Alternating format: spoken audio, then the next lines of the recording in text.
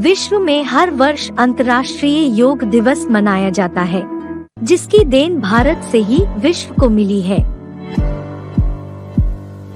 जिस योग की प्राप्ति के लिए कई विदेशी भारत में आए और कुछ विद्वानों ने तो विदेशों में जाकर इसका प्रचार भी किया है, लेकिन आज योग के नाम पर किए जाने वाले अभ्यास यथार्थ हैं ही नहीं, जिसका मूल कारण है कि कोई भी मनुष्य को योग नहीं सिखला सकता है। लेकिन कृष्ण उपासकों ने कृष्ण को योगेश्वर बता दिया है। जबकि कृष्ण की पूजा हमेशा बाल रूप में होती है, तो छोटा बच्चा योग कैसे सिखलाएगा? जब तक नौजवान ना हो तब तक योग सिखलाने की बात कहां से आएगी? और उनके योगेश्वर होने की कोई पहचान भी शास्त्रों में नहीं है। मंदिरों में यादगार मूर्ति हमेशा बाल कृष्ण को ही दिखाते हैं और राम को हमेशा बड़े रूप में दिखाते हैं।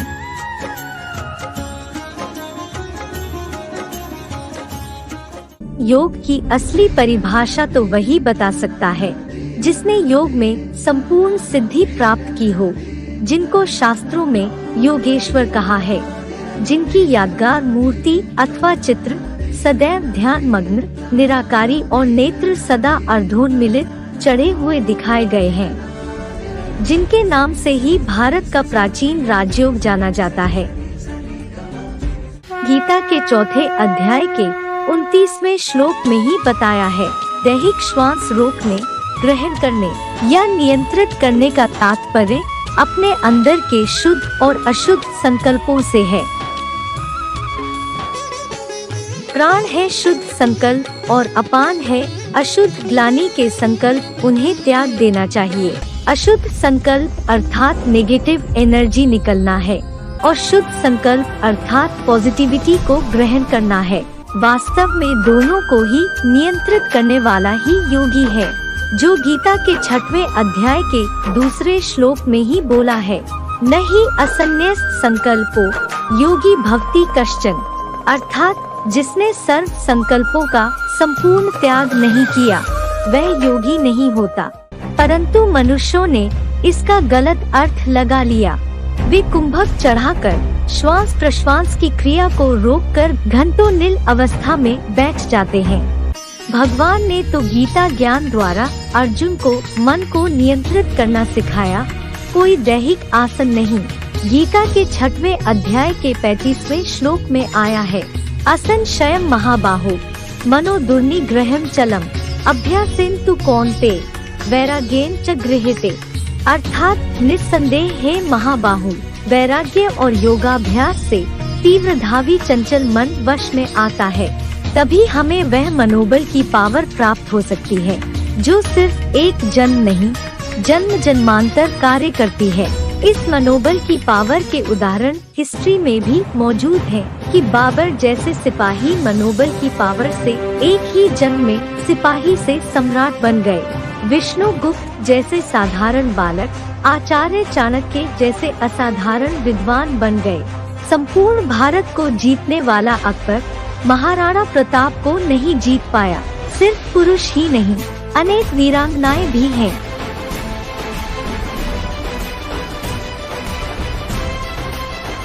आज यह सबसे बड़ी मनोबल की पावर क्षीण होती जा रही है, जिसका प्रमाण है 500 वर्ष पहले जिस तलवार से महाराणा प्रताप युद्ध किया करते थे, आज के मनुष्य उसे उठा भी नहीं सकते हैं। आज किसी का मन नियंत्रण में नहीं है, इसलिए जो भी यौगिक क्रियाएं सिखाई जा रही हैं, उनमें आँखों को बंद कर तत्पश्चात योगाभ्यास कराया जाता है, परंतु आंखें बंद करके याद करने का ज्ञान भगवान ने नहीं दिया। गीता के 6वें अध्याय के 13वें श्लोक में एक शब्द आया है, संप्रेक्ष्य, अर्थात संपूर्ण खुली आँखों द्वारा योग लगाए। जैसे मीरा ने कृष्ण को याद किया, आंखें खुली होती हैं और बुद्धि से याद करती हैं। देश विदेश में जो विभिन्न प्रकार के योग सिखाए जा रहे हैं, वह सीखने के लिए समय, स्थान, वातावरण आदि निर्धारित किया जाता है, परंतु जो वास्तविक योग है उसे सीखने के लिए कोई प्रकार का बंधन नहीं। अगर प्रत्येक कर्म हम भगवान की याद में रहकर करेंगे तो कर्मों में कुशलता आती है,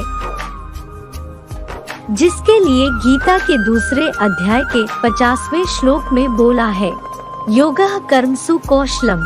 गीता के 5वें अध्याय के दूसरे श्लोक में कर्म संन्यास से कर्मयोग को विशेष अच्छा बताया है। तयोस्तु कर्म संन्यासात् कर्म योगो विशिष्यते, अर्थात कर्म के समुचित त्याग से कर्म करते करते याद विशेष अच्छी है। किंतु साधु संतों ने भगवान को प्राप्त करने के लिए कर्मों से ही संन्यास करना सिखाया। आत्मा और शरीर को पीड़ा देने वाले दुखदायी दैहिक तप अर्थात देह को तपाने वाला तामसी तप सिखाने लगे, जिससे भगवान को तो प्राप्त कर नहीं सके और खुद ही शिवोहम कहलाने लगे। लेकिन भगवान की याद के लिए भगवान की यथार्थ पहचान जरूरी है, जो कोई मनुष्य नहीं दे सकता है। गीता के 10वें अध्याय के 15वें श्लोक में ही बताया है, स्वयमेव आत्मनात्मानं वेत्थ त्वं पुरुषोत्तम, अर्थात भगवान स्वयं अपना परिचय देते हैं। शास्त्रों में निर्गुण और सगुण दो प्रकार से बताया है। निर्गुण अर्थात निराकार, जिनका चिंतन नहीं किया जा सकता है, अचिंत्य हैं। गीता के 12वें अध्याय के 5वें श्लोक में ही बोला है, क्लेशोऽधिक तरस्तेषाम् अव्यक्ता सच्चेतसाम्, अव्यक्ता ही गतिर्दुःखम् देहवद्भिर्वाप्यते, अर्थात अव्यक्त निराकार में आसक्त योगियों के लिए कठिनाई अधिक होती है, क्योंकि निराकारी गति दुख पूर्वक ही प्राप्त होती है। इसलिए निराकार शिव साकार शरीर का आधार लेते हैं। गीता के 4थे अध्याय के 6वें श्लोक में ही बोला है, प्रकृतिम स्वामधिष्ठाय संभवामि आत्ममायया, अर्थात मैं अपनी शरीर रूपी प्रकृति को अधीन करके आता हूँ। निराकार भगवान जब साकार शरीर में प्रवेश करें, जिनको सभी धर्म पिता मानते हैं, तभी उनसे संबंध जोड़े जा सकते हैं।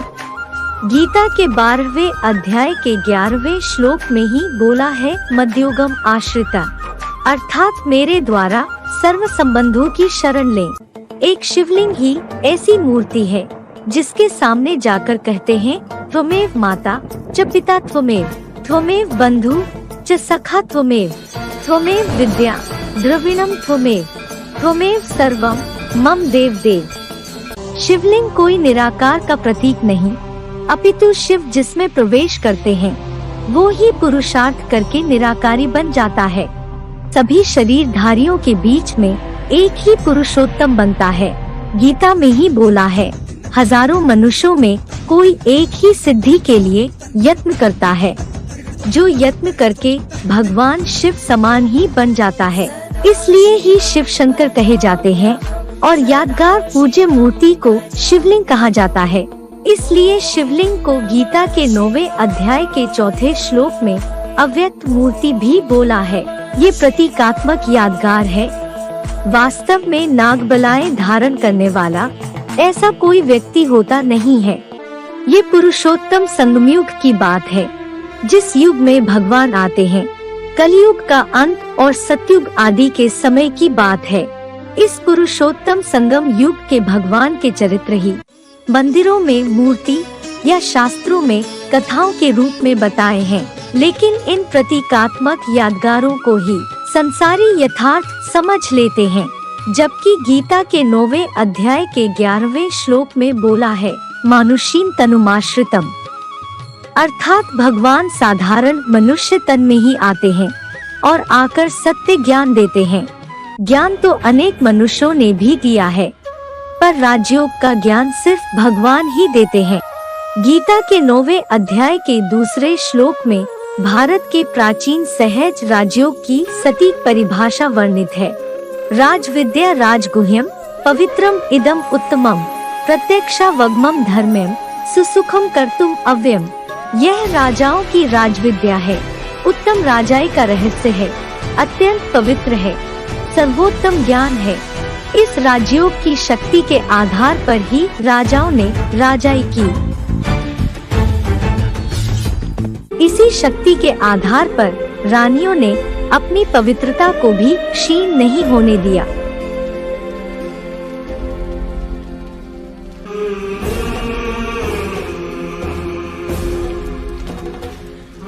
पवित्रता के आधार पर बड़े बड़े योद्धाओं को मात दी। लेकिन इस योग की शक्ति क्षीण होने के कारण राजाओं के राज की जगह प्रजातंत्र शासन आ गया। जो भारत सोने की चिड़िया माना जाता था, वही भारत आज पैसों का मोहताज बन गया है। नारियां अपनी पवित्रता की रक्षा करने में समर्थ नहीं हैं। आज सबला नारी अबला बन गई है।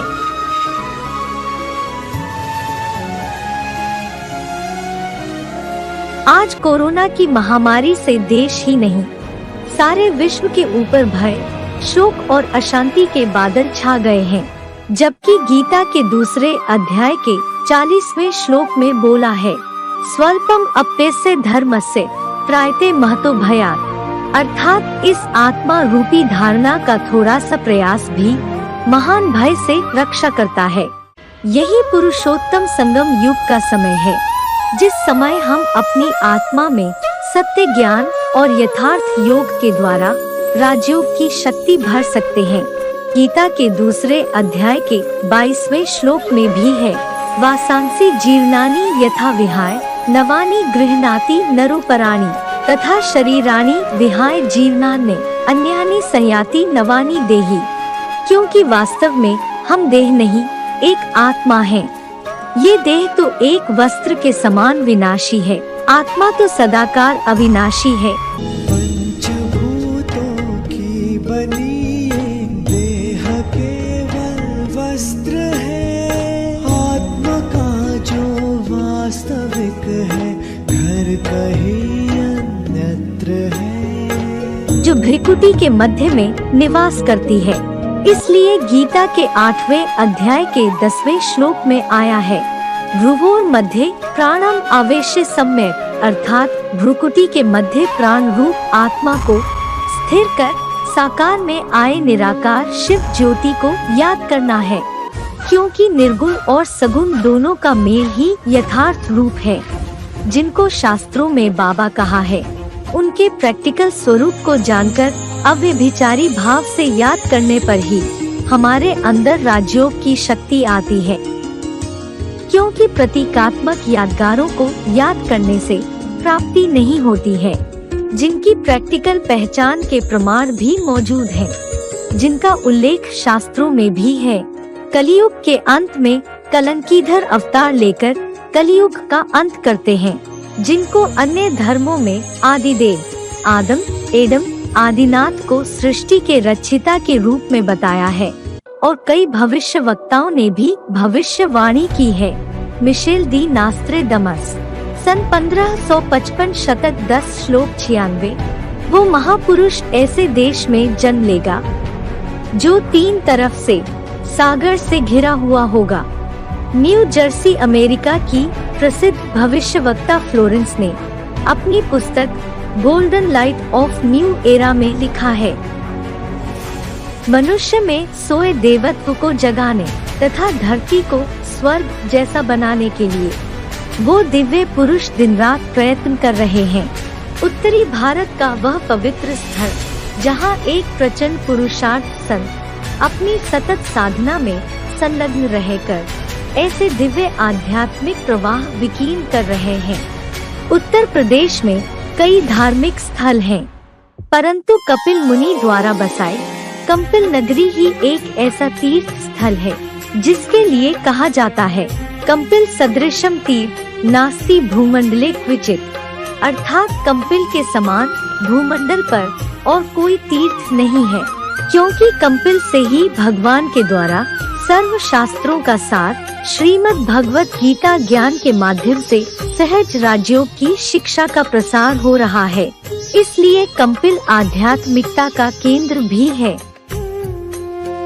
अधिक जानकारी के लिए संपर्क करें आध्यात्मिक विश्वविद्यालय, ब्लॉक ए 351-352 विजय विहार, phase 1, Rithala, Delhi 110085। Mobile number 9891370007, 9311161007।